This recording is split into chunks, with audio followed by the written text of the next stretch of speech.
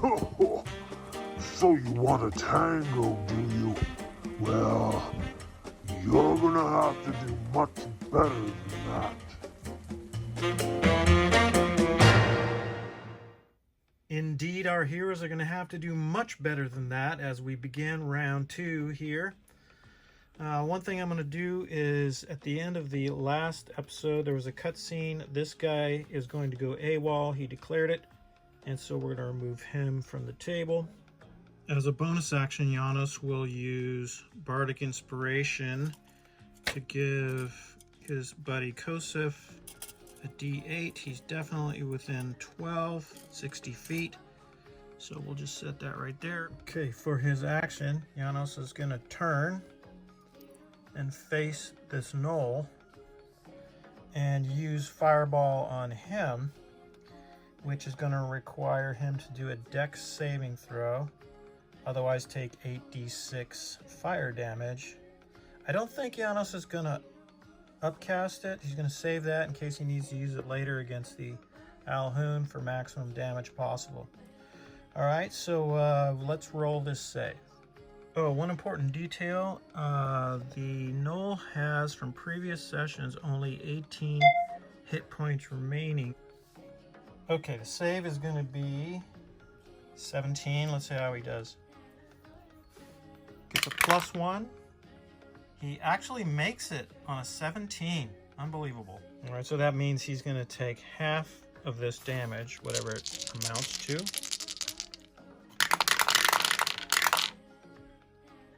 $25 total, halves to 12.5.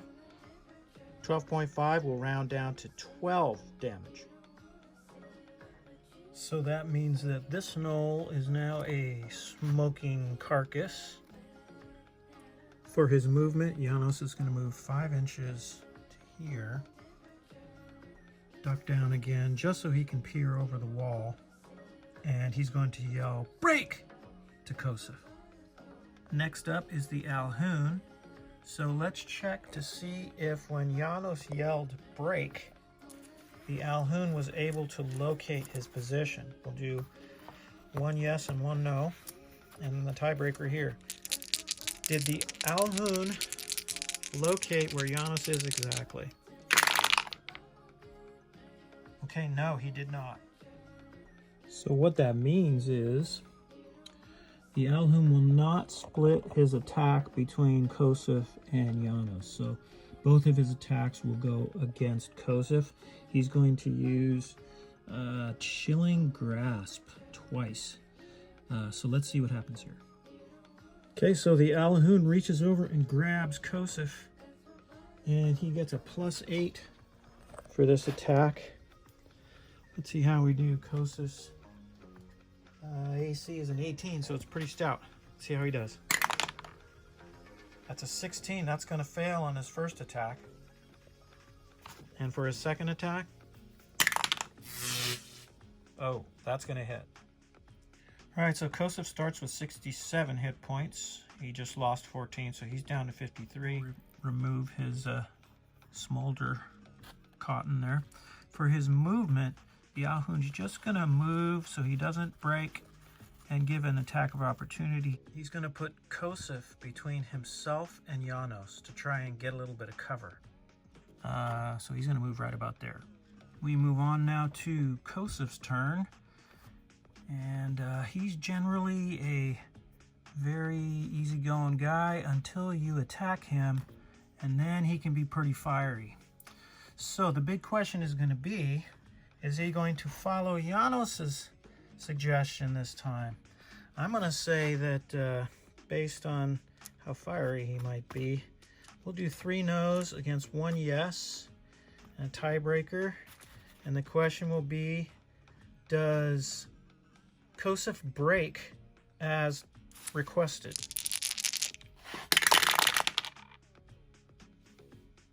Nope. Okay, so Kosef has a bunch of stuff he can do here. Running a monk is complicated, and I do not claim to be an expert at that by any stretch of the imagination. So leave a comment if you think I should have done something different, or if you think I did something wrong or left something out. But anyway, let's move ahead. Kosef is going to start off with taking an attack action, and he's going to do 2 unarmed strikes. So let's see how that goes. All right, last time the white die did not serve Kosef well, so he'll try the blue one. And the Alhoon has an AC of 15. 2 is not great. For his second attack, he's got to connect here. He's got to connect in order to try to use Stunning Strike. It's so important. +5.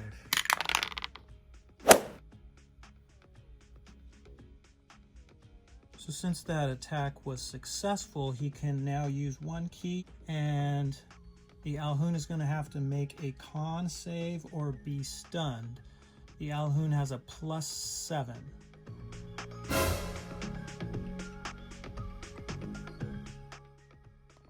Okay, so now that the Alhoon is stunned, this might change the course of this battle.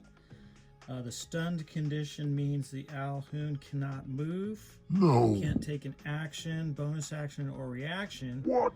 Auto fails strength and dex saves, and all attacks against it are advantaged. Not fair. It's incapacitated.